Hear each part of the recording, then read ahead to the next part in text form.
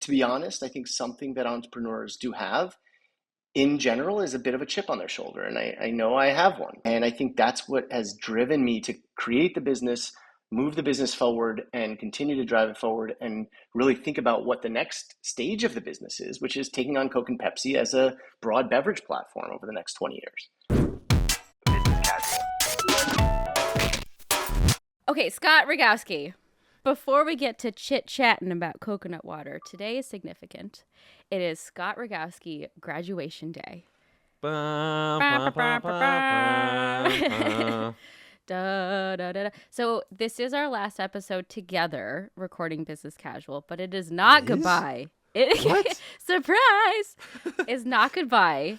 You have so much cool stuff that you're building and doing that we couldn't hold on to you, Scott. You have your store, you have other Morning Brew things. So this is your chance to shoot your shot. I'm shooting my shot. Shoot your shot. Let us know what's good in Scott Rogowski hood. Oh my god. What's happening? There's so much happening. Well, first of all, I can't believe this has been 9 months already? Like it just Has it seems been to that have long? flown. I think so.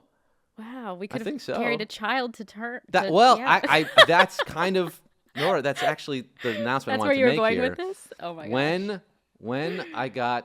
When I was told, you're going to be hosting Business Casual with Nora, I said, okay, this is it. I've got my career secure. I can finally have a child, and now I have to take paternity leave because now now the baby's here. Wouldn't that be amazing? No, actually, The baby is your store. The You baby's have my a store. baby. I do have a baby. Yeah. I do have a vintage clothing shop in Santa Monica that I opened up 3 months ago. And I will say this is absolutely true, Nora. Mm-hmm. I've always sort of been this entrepreneur type guy. I've talked Yeah. about in the podcast. Very, very first episode, I told you about selling the turtle in the pond to Oh that my kid, gosh. right? So from forgot selling about turtles, that. yeah. But I've always had this dream to open a clothing store, vintage clothing shop. I've collected for 20 years, and I've had a few pop-ups over the years. I had a website back in 2003, if you can believe it, that Whoa. clearly didn't do very well. I think I sold one shirt from that website. But after talking to all these CEOs on the show and hearing everyone's story and founding journeys, something clicked in me around January. I was like, well, shoot. I mean, if this person can start that and this person can start that, why can't I just start something and start small with one Wow. store, and maybe I'll have an international conglomerate of vintage clothing chains 10 years from now. But I started Oh my small here in gosh. Santa Monica. Yeah. Mm-hmm. So that's, yes, taking up a lot of time, but it's super fun. I encourage anyone who's in the area, come on down and visit me. I'm usually there every day, pretty much. It's just me. I'm the only employee. So come say hi. I'll hook you up with some swag. And Wow. I'm also, this is not a goodbye for the Morning Brew stuff because I'm going to be doing some video work for Morning Brew, maybe a new podcast. There's a lot brewing. I mean, Nora, as you know, Yes. Morning Brew, which started as a newsletter for a few friends, became a newsletter for a few million people, Yeah. and now is a 14-story content factory, just pumping out all sorts of goodies on all the platforms, all the socials, and Business Casual is just one of those offerings. So they're Totally. getting bigger, we're all growing, and it's exciting. It's exciting to be a part of this can't company. Wait. I can't wait to see what you have cooking, Scott. Because, the podcasting, amazing. You have a fun, humorous voice, but you belong on the screen. You belong on camera. That's how we know you with HQ. So I hope we see more video stuff from you, especially. There's going to be some fun video stuff. And Nora, I will say this has been such a pleasure hosting with you and getting to know you. And, like so many products that we talk about with the companies, it's iterative, right? Like Business Casual Yeah. started with different hosts, right? I think there's been 3 or 4 versions, and now we Yeah. had our time together, and now you're iterating Yeah. and innovating and taking it.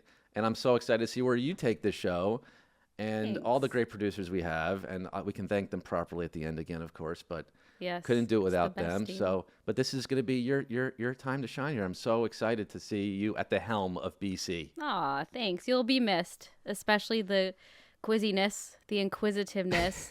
Most of all, Scott, I have to be honest, you are just so good at small talk.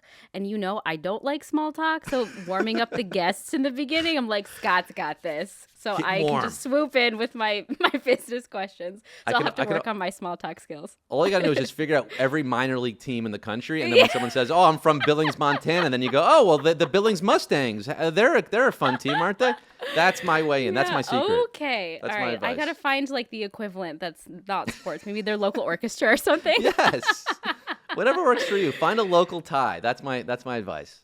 Oh my gosh. I love that. Well, Scott, you will be missed, but we can't wait to see what's next. In the meantime, I feel like I'm interviewing a guest, but in the meantime, where can people find you? Where do you want people to contact you on your socials Honestly, to keep up with you? I'm just, I have the @Scott Rogowski's. I don't do a ton of posting, but I'm really trying to build the brand. It's not something I'm good at, brand marketing, but I'm trying to do it with the store. I got an Instagram page for it, qdc.btg, because it's called Quiz Daddy's Closet.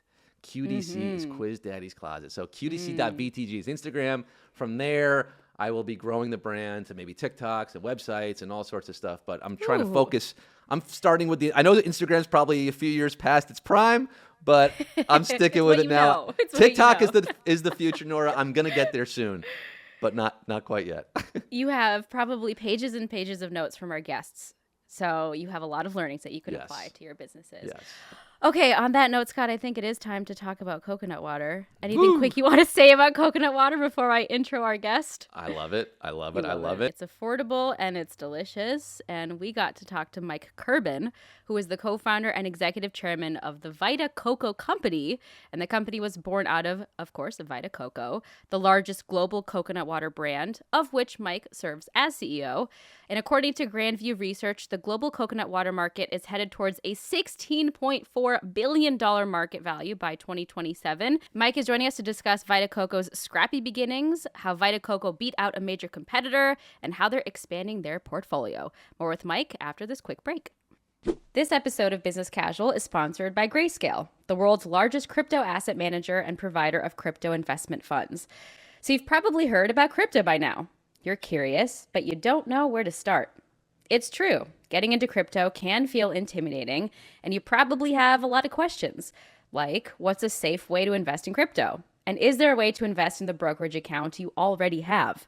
That's where Grayscale comes in. You can invest in Grayscale's public products simply by searching for its ticker symbol in your current brokerage or retirement account, such as your Robinhood account or Fidelity IRA. For example, try GBTC to find Grayscale Bitcoin Trust, which is currently the world's largest Bitcoin fund. Why not start your crypto journey today with Grayscale? To learn more, visit grayscale.com/businesscasual. That's grayscale.com/businesscasual.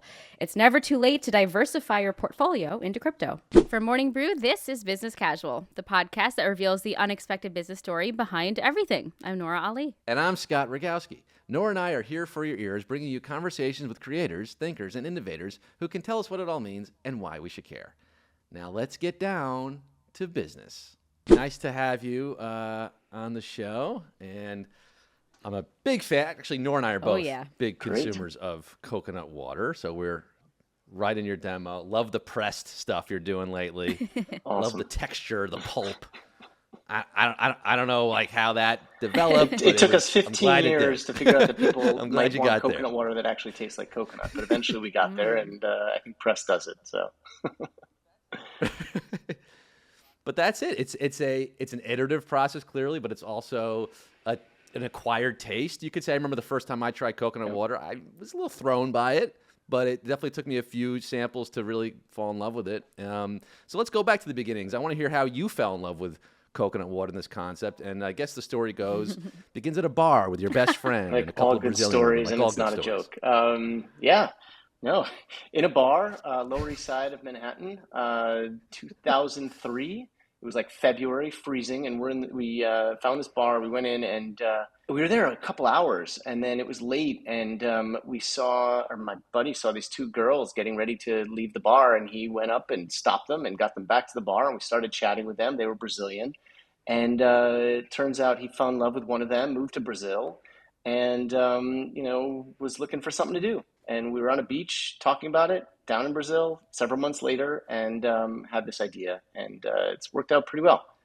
So It sure has, Mike. And so my first exposure to coconut water was from an actual coconut in Bangladesh. My family's Bangladeshi, and I know you've said before that a lot of the consumers of coconut water in the U.S. are immigrants because they're used to consuming that in their home countries. What was your process of figuring out how to package coconut water and figure out how to make it taste like coconut water and stay fresh when a lot of us were used to the OG water just coming out of a regular coconut? yeah, I mean, and you're right. Like if you travel around the tropical world, everybody drinks coconut water. I think you go to places like India, and it's literally like almost everybody in the entire country drinks coconut water at least once a year. It's huge in all of these countries. Mhm. And we were lucky. I want to say we created this incredible technology and patented it and everything else. But the truth is, when we went down to Brazil in 2004, there was a couple of companies starting to package coconut water in its natural state using this technology developed by Tetra Pak, which is a packaging company, for processing milk. And so it turns out that coconut water and milk actually are very similar in terms of their, how they go bad, how they oxidize quite quickly, and so on and so forth. So this technology was in use. People were packaging coconut water in Brazil. We basically went to one of the local providers or producers in Brazil and asked them to make it for us. So in the early days, all we did was create a brand and go and create a market. And then over time, we created this incredible supply chain, that really, I think, creates a huge competitive advantage for us and so on and so forth.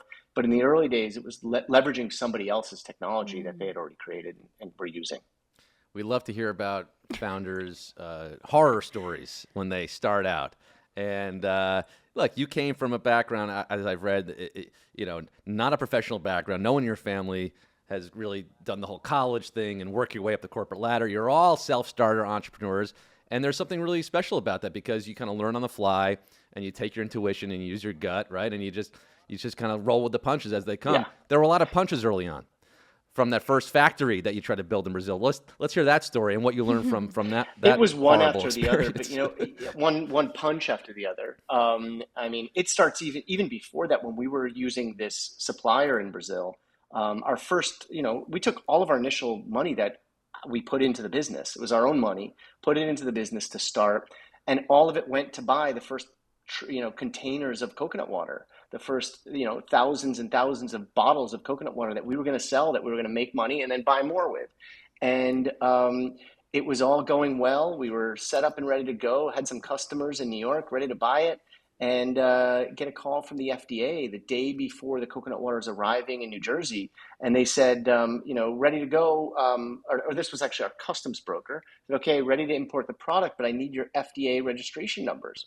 And I'm like, I don't even know what you're talking about. I have no idea what I need. You're supposed to tell me. And they're like, oh, shit. So you can't import this product without properly registering it. So I'm, okay, so let's do it. What do we need to do? And they said, there's a lot of paperwork and it's going to take at least 3 months. And I'm thinking, okay, so what do I do for 3 months? What do I do with the product? And they said, you can't bring it into the country. The only thing you could do is pay the FDA warehouse $30,000 a month to store it. But then, it's going to start to go bad, or destroy it, or export it. I'm like, export it from the, it came from Brazil, then comes into the US, then I have to export it.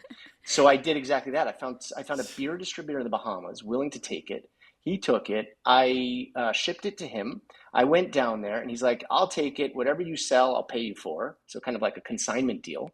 And I got a rental car and I went door to door in the Bahamas. I was going to nightclubs and bars and grocery stores and people's homes selling coconut water out of a rental car. And that was it. And we made enough money back to make our money back and start over again 3-4 months later. So it was just, that's how we started. That was before you even broke ground on the factory. You were trying to go the easy route, and Mike, that wasn't even that easy. Coming back from these punches and picking yourself back up after failures, it means you have to have a passion for what you're doing. And like Scott said, we hear about these failures from founders all the time. But did you set out to have a passion for coconut water and be a coconut entrepreneur? And it's not like you did it for a hot second. You've been doing this for what, 18 years? How do you Yeah. maintain that passion and momentum for So I coconut think water? I love coconut water. No, it is. Look, the product is amazing. I loved it from the minute I tried it. I knew there was something there, but that's not where I got the passion to pick up again every time we fell. Right. I think, to be honest, I think something that entrepreneurs do have in general is a bit of a chip on their shoulder, and I know I have one. I was never good in school. Nobody thought I would ever be able to really accomplish anything, and everything that I've done, I wanted to succeed. And then succeeding, you keep moving the goalpost, and you keep, what is succeeding. And I think that's what has driven me to create the business, move the business forward, and continue to drive it forward, and really think about what the next stage of the business is, which is taking on Coke and Pepsi as a broad beverage platform over the next 20 years. And so I think it's chip on the shoulder syndrome, to be honest with you. The coconut water is a Trojan horse for That's it. dominating That's it. the beverage space in general. I know what you're up to. So yes, currently you've got this parent company now. It's not just Vita Coco water. You're working on other functional, healthy beverages, and you're really trying to take on the big Cokes and Pepsis of the world, like you mentioned. But Yeah. again, I want to get back to those early days. And I love these stories of the scrappy startup. This is what people love to hear as well, because it inspires them. You're always inspiring the next person to go to the Bahamas and rent a car and do something crazy. You had a challenge with distribution because of the big Cokes and Pepsis of the world, who sort of dominate the distribution aspect. How much did you know about that distribution network and what it takes to break in before you tried to? And then why did you ultimately go to that door-to-door approach again with the bodegas Yeah, I in mean, New York City to again, get started? I didn't know anything. When I started this business, I knew nothing about consumer goods or beverages or distribution and routes to market. I think that was actually a benefit. I think, if you come into something as an entrepreneur, understanding or knowing too much, you try to do things by the book, and it doesn't always work, and nothing ever, always works. But I think as we looked at distribution, it just felt natural to just try to go to as many stores as possible. I don't know if you know the story, but I found out I could rollerblade and hit more stores in a day faster than if I was walking. So I put on the rollerblades, and that's how I was selling coconut water every day, going store to store in New York, and just started by finding somebody, a man in a van, to help me get the product there, and created a new way of doing it where I would actually bring in a piece of paper and make the store manager sign that he agreed to take the product. And then I would fax that. There were still fax machines back then. I would fax that to the man in the van, and he would go deliver the product. And then that just started to play out in other markets around the country and then around the world, the same model, basically. I love what you said about it being a bit of a benefit if you don't know too much and maybe not having preconceived notions of how things work in a particular industry when you're an entrepreneur. I wonder how you applied that to relationships with celebrities, because I know, Madonna, Demi Moore, Matthew McConaughey have invested in Vita Coco. They did so early on. And you had convinced Madonna to invest in it and not just be the face of it. Like, wouldn't it be cool if Madonna's the face of Vita Coco? That in itself is a huge accomplishment. So talk to us about your approach to those celebrity relationships. It's exactly the same thing. I mean, I remember when I sat down with Madonna's manager, he actually said to me, Madonna loves the product. We should do an endorsement deal. And I think anybody who came from consumer goods would be like, yes, an endorsement deal would look like this, and then we would do this and this and this. And I said to him, why would I do an endorsement deal with Madonna? This was back in 2008 or 9. Why would I do an endorsement deal with Madonna? I don't have the money to put into TV commercials and everything else. I won't be able to use her. And so I can't afford it. So instead, just for the hell of it, I was like, we're doing a funding round, looking to raise some money to help us expand the business. Would she want to invest? And I said that almost as a joke, almost like, there's no way. And this is before celebrities were investing in consumer businesses, which is what they're all doing today. But he was like, yeah, let me talk to her and let's do it. He came back to me a day later and he's like, Madonna wants to put in X millions, and I got Matthew McConaughey and Anthony Kiedis and all these people lined up in like a day. He put it all together and they took the whole round. It worked really well. And then they went out and marketed for us. So it was really cool. They have incentive to market it because they're invested in it. So They own it. your return on investment is huge. Exactly. I Awesome. didn't have to spend a dime. They give me Yeah. money. Yeah. It's awesome. Yeah. Right. God, and look, this for whatever reason, coconut water has become this battleground with different celebs and endorsements, and everyone seems to have their brand or latch onto it. There's of course much like the Pepsi wars between, much like the soda wars, the cola wars between Coke and Pepsi. Now there's coconut water wars because this other brand Zico was basically founded around the same Same time day. as Vita Coco. Same day? And isn't like It was Jessica Alba? literally, Is they it really the launched same the day? exact same week in 2004 that we launched. Crazy. In New York, in basically the same neighborhood. It's just crazy. And we fought it out. Yeah, you're talking about wars. I mean, we fought it out. There was like, there was close to fist fights. There was a lot of, shenanigans, us, taking them off the shelf and throwing them in the garbage and, all sorts of stuff, buying them out of stores. And this was not only, it started in New York, but then we were doing the same thing in London. We were doing it in Seoul, in Shanghai, in all these markets all over the world, going at it, to get against each other. We would go in and the store would have a shelf of Zico. And we would literally say, we'll give you, product to fill the shelf, plus we'll give you an extra 10 free cases if we could take that product and throw it in the garbage. That was our tactic. They got bought by Coke. Coke eventually, we were, freaking out. We were like, Coke is going to kill us. How are we going to compete with Coke and their product Zico? And we did. And we just out-hustled them, outmaneuvered them, and over time just beat them so bad that Coke literally gave up on the brand. And ended up selling it back to the original founder for a couple bucks, I think like $3 or something. And that's all I could get for it. You're kidding. And and so today we have 50-something share of the category. We're driving 90% of the growth in the category. But it was a battle. You said you out hustled the competition. You did stuff like throwing their products out, but what else was there? Did you try to improve upon the product? Was there marketing things you could do? What are some of those pieces of advice? Yeah, I think there's a couple things that we did really well. One is we really connected with consumers in an authentic way using specifically music and lifestyle, right? So that ties back to the whole Madonna, then Rihanna, all of the stuff that we did with our celebrity, investors back in the day, I think generated a lot of PR and really helped make the brand something special. And then as the business continued to grow, we built out a supply chain and we invested way ahead of the curve into supply. And we created what is this incredible moat around our business that makes it almost impossible for somebody to scale a coconut water company today. And so it was, I think the real advice that I would give is believe that what you're building can be really big and get out ahead of it. Like that's what we did on the supply chain, and that made all the difference in the world. At the end of the day, it was out hustling, but Coke didn't have the supply chain to really develop a coconut water business because of, we went and we literally put these companies throughout Southeast Asia in business that were already using coconuts. They were cracking millions and millions of coconuts a day, but the water was a byproduct. So we said, okay, we'll help you upcycle this byproduct and we'll give you a route to market for it in the US and in Europe.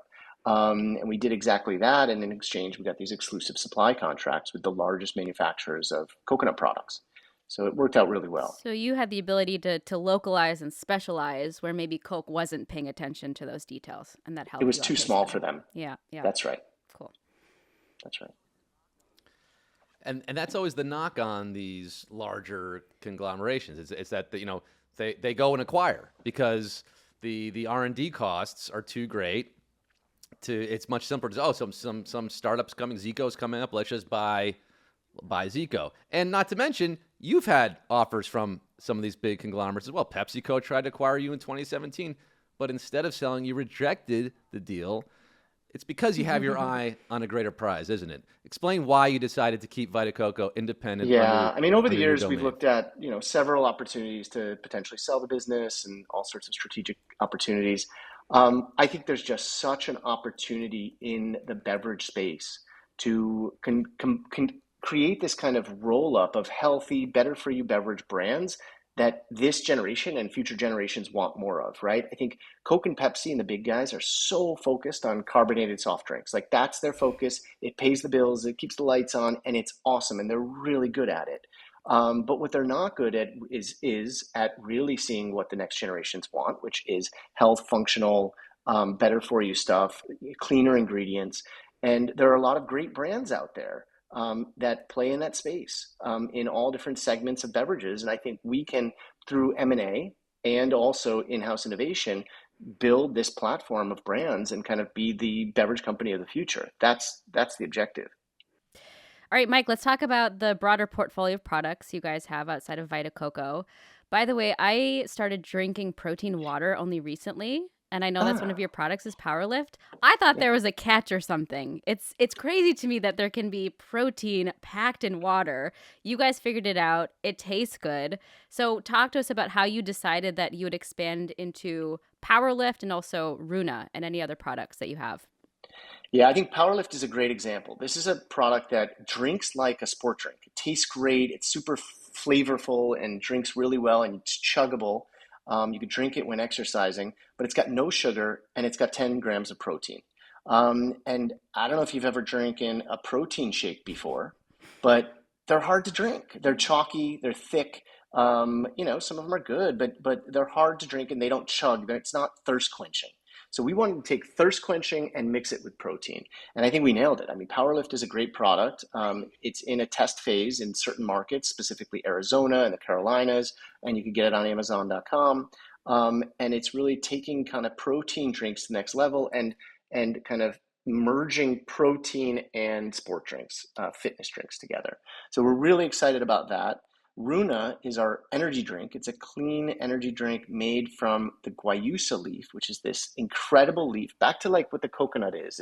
It's this product that is consumed in a place far away that we never had here. And guayusa is a leaf that grows in the Ecuadorian Amazon, and it's packed with caffeine. It's got actually more caffeine than an energy drink, and it's just this leaf that we brew.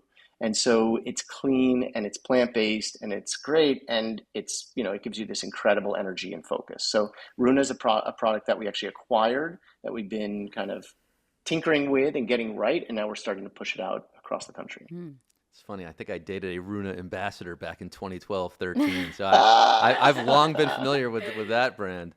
I have a question, just to switch gears slightly about the environmental impacts of everything that we're doing. I know you're very eco-minded, as am I, and it's crazy.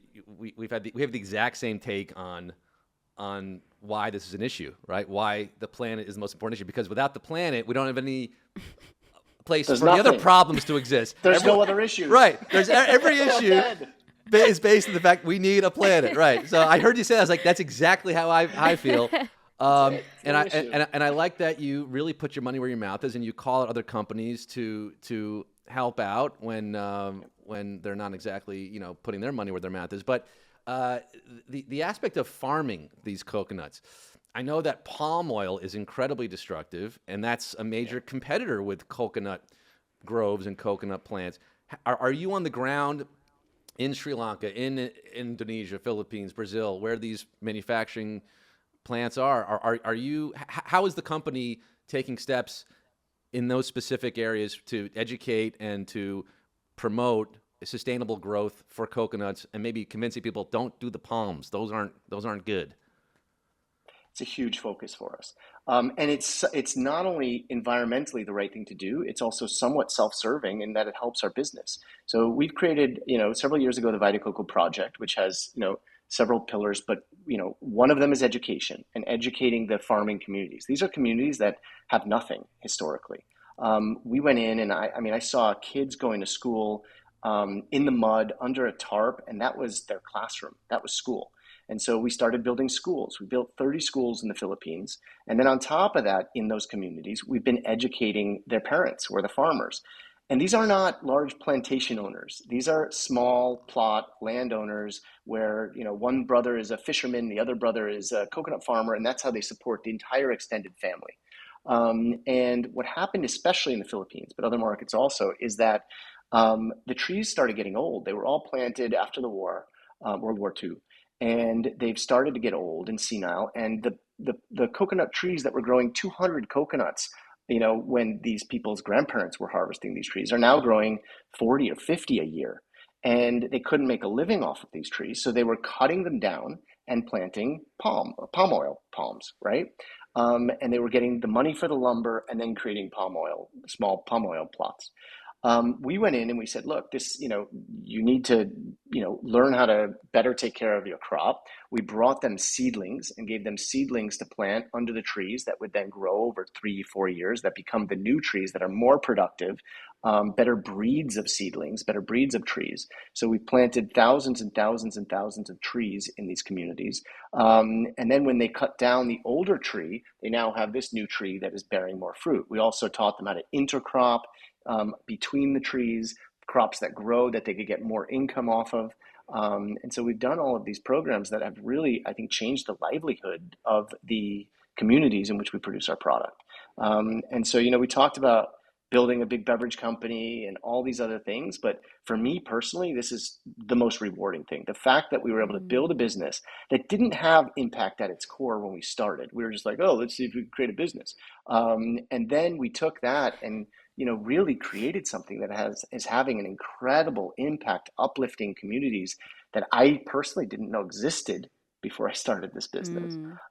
Has been an amazing feat. All right, we have one final segment with you, Mike. It is Quizness Casual, the business casual quiz. This week's quiz is all about buzzy brands that popped up in the past few years, the beverage space, the food space. So you should know maybe a little bit about this. And you do have Nora here to help you out, okay? Here we go. Cumero numero uno. Which of the following is not a real flavor of Hint water? Okay, one of these has not been offered by Hint. Strawberry guava, crisp apple, honey crisp apple, or blackberry lemon? And this may be the hardest question I've ever asked.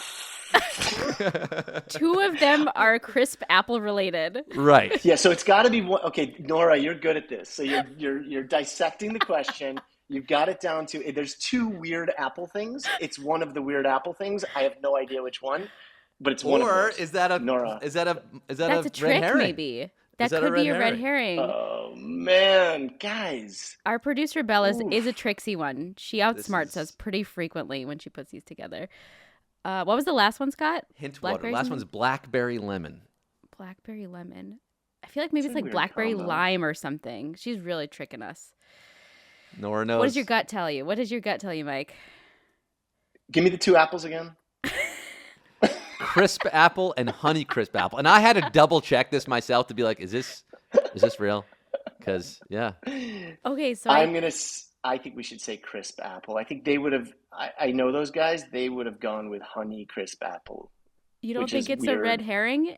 You don't think that... Okay, you've done this before, right? Like, this is new to me, so you know how this whole thing works. Scott drops hints all the time, too, because he wants us to succeed. So I feel like it's not those two. A hint about hint. So I feel like it's the blackberry one. Go. Blackberry, lime, and lemon. Blackberry, lemon. So crisp apple and honey crisp apple are two distinct flavors that Hint has offered in the past. Okay? I don't know if they're available now, but they've tried different branding and different names. However, blueberry lemon is a flavor, but blackberry lemon is not. Woo-hoo! So yes! Trickery! I couldn't have done it without you, Nora. I'd be dead. I'd be stuck on apples. This is the only time I've ever been helpful on this quiz, so I am glad, Mike, just for you. Wow, that was a struggle. So we got there. We have two more questions, though, so let's not rest on our laurels here, okay? Two more to go. Here we go, Q2. What brand of bottled water does Burger King carry? Essentia, Nestle, Aquafina, or Smart Water? It feels like Aquafina. Been a Burger King lately? No. I haven't been in 25 years to a Burger King. Oh, man. I'm going to say it's definitely either Aquafina or Dasani was one of them? No. Nestle, Smart Water, or Essentia. Yeah, it's got to be Aquafina. Yeah, I can visualize Essentia in like Starbucks. Yeah, Feel, Essentia is right? going to be in like much higher. Essentia is too expensive. Yeah, and It's not Smart Water is Essentia. too cool. Too So, cool for all Burger right, King. let's do it. Well, Aquafina. you mentioned you haven't been to Burger King in 25 years. It's probably why you got this one wrong because Oh, Nestle 14 Pure years Life. ago, 25 years ago, it was Aquafina. 14 years ago, in 2008, they switched its U.S. locations from Pepsi's Aquafina to Nestle's Pure Life water. So there you Wow. go. Damn. Burger King's on-the-go Damn. customers want their environmentally friendly curved shape of the eco bottle. Apparently, I don't know. Man. Okay, Oh. it's okay. That's Look, we can close, still win this close. thing out. 2 out of 3 will win. Here we go. Okay. Final question. Okay. Which of the following celebs did not buy a stake in Oatly? Okay, so 3 of these did, 1 did not. Oprah Winfrey, Jay-Z, Natalie Portman, or Jessica Alba? Jessica Alba or Natalie Portman. Hold on. Go You with your said gut. it so confidently. Yeah. Jessica Alba or Natalie Portman or Jennifer Love Hewitt. She's not even one of the answers, I but know Jay-Z is in there, and I know Oprah's in there. Okay, wait, Okay. hold on.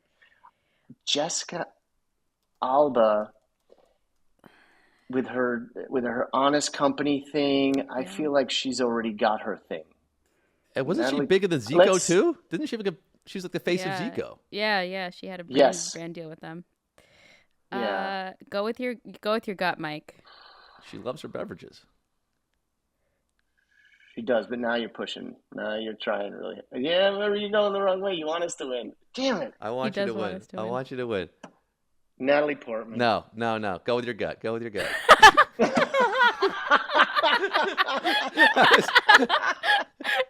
I love this.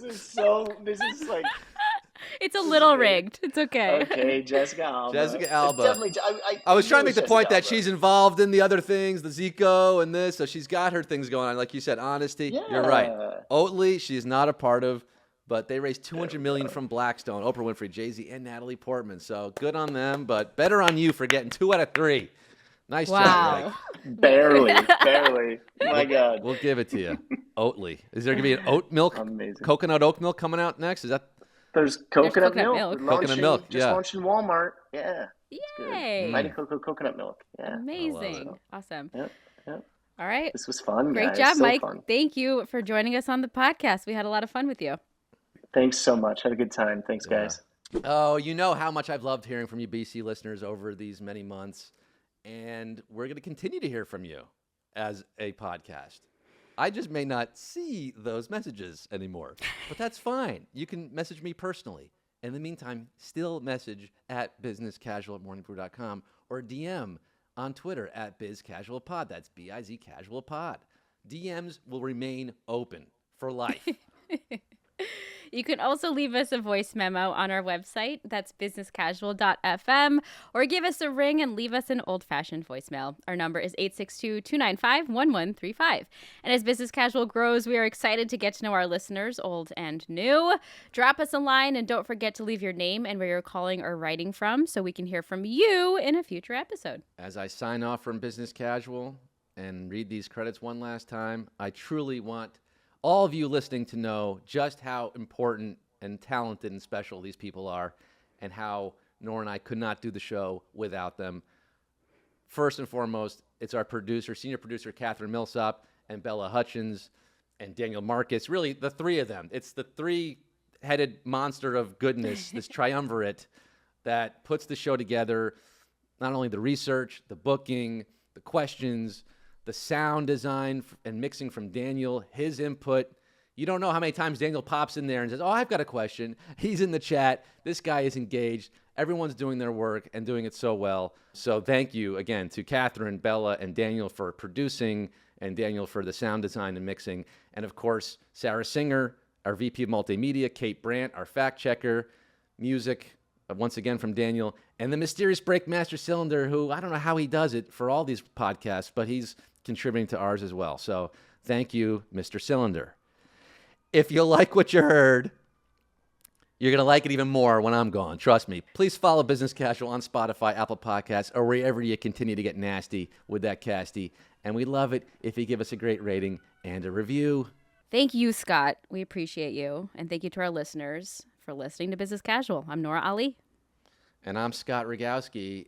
saving my final thanks for you, Nora, because without you, I wouldn't know what the hell I'm doing on the show. You have the business acumen, the journalism, the chops to chop it up with our guests and ask about EBITDA and portfolio and all these words that I'm learning still in my advanced age.